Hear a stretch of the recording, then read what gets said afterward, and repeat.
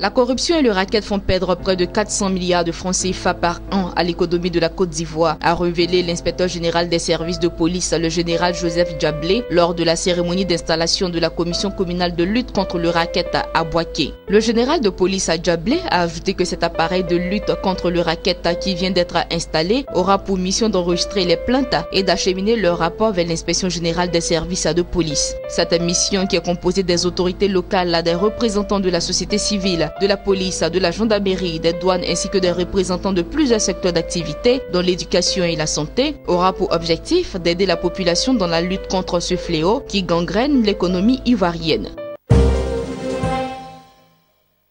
Le chef de l'État ivoirien Alassane Ouattara a été reçu dimanche dernier par son homologue français Emmanuel Macron à l'Élysée. Au terme d'un tête-à-tête, le président ivoirien a dans une déclaration salué l'engagement de la France à aider la Côte d'Ivoire à démarrer très rapidement les travaux du métro d'Abidjan. Un projet cher à l'État ivoirien dans le domaine social et environnemental qui devrait également permettre de désengorger un tant soit peu le trafic routier à Abidjan. Le chef de l'État a par ailleurs dit sa reconnaissance à la France pour son soutien à la Côte d'Ivoire qui fait à nouveau son entrée au Conseil de sécurité des Nations Unies comme membre non permanent à partir du 1er janvier 2018.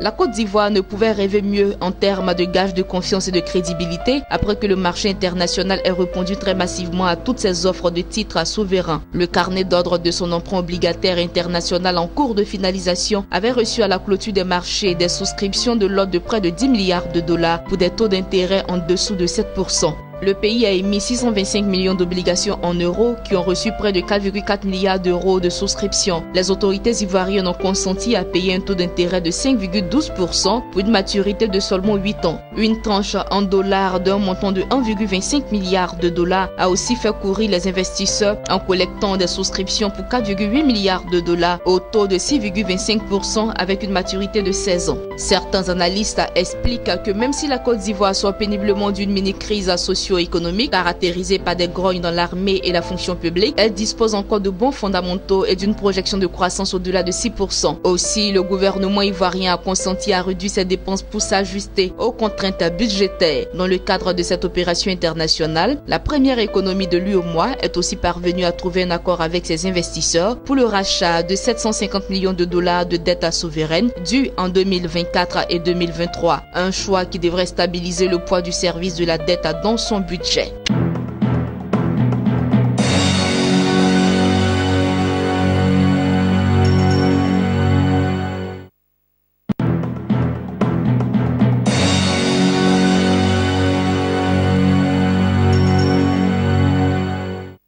L'agence Moody's a annoncé avoir dégradé la note souveraine de l'Afrique du Sud de Baa2 à Baa3 avec perspective négative. Moody's emboîte ainsi le pas à Fitch et Standard & Poor's qui étaient parvenus aux mêmes conclusions il y a quelques semaines. À ce jour, 27% de la population active pointe au chômage, mais le département du Trésor se dit confiant et déterminé à rétablir la confiance des investisseurs et des consommateurs. Au terme de leur mission annuelle de revue de la notation de la BOAD, l'agence Fitch et Moody's ont chacune confirmé les premières notes qu'elle avait attribuées à la Banque de développement régional en 2015, à savoir B avec perspective stable et pour Fitch, Baa1 avec perspective stable. Les deux agences avaient déjà confirmé leurs notes de la BOAD en 2016. Leurs évaluations sont d'abord basées sur le soutien fort dont l'institution bénéficie de la part de ses principaux actionnaires, que sont la Banque centrale des États d'Afrique de l'Ouest, BCAO, et les 8 États membres.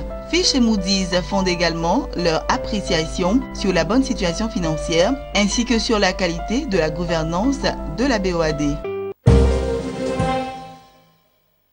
Le département sud-africain de l'agriculture a annoncé la suspension des arrivées de produits avicoles en provenance du Zimbabwe après le déclenchement dans le pays la semaine dernière d'une épidémie de grippe aviaire. En outre, précise l'institution, les autorités vétérinaires du Limpopo, frontière du Zimbabwe, sont à un niveau d'alerte élevé et ont accru la surveillance de la volaille de basse-cour. À l'instar de l'Afrique du Sud, le Botswana et le Mozambique ont également adopté des mesures de restriction des importations de volailles et de tous les produits avicoles en provenance du Zimbabwe.